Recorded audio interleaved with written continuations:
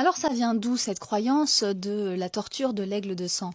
Eh bien c'est encore probablement ici une erreur de traduction. Avant de continuer, vous pouvez vous abonner si vous aimez l'histoire des Vikings. Cette image de l'aigle de sang, on la trouve dans la poésie skaldique. Une poésie dans laquelle les skalds, donc les poètes, avaient l'habitude de louer les exploits, les hauts faits ou les voyages des chefs ou des personnalités importantes. Et cette poésie supposait des prouesses techniques de langage. On attendait des poètes qu'ils utilisent des périphrases, des expressions détournées qu'on appelle des kenningar.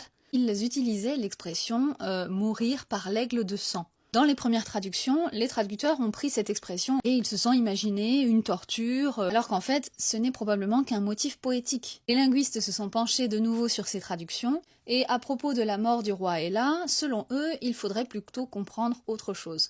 On pourrait comprendre par exemple que le roi Ella a été laissé pour mort sur le champ de bataille, c'est là où effectivement, historiquement, il est mort, mais qu'on l'a laissé à la proie des aigles et donc des charognards qui sont venus lui dévorer le dos, les aigles pleins de sang lui taillant dans la chair.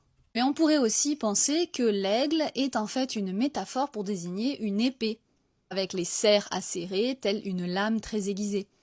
Et ainsi, le roi Ella ne serait pas mort par le supplice de l'aigle de sang, mais bien par un coup fatal donné par une épée ensanglantée. Parce que, en fait, c'est ce qui compte dans la poésie skaldique, être spectaculaire et poétique.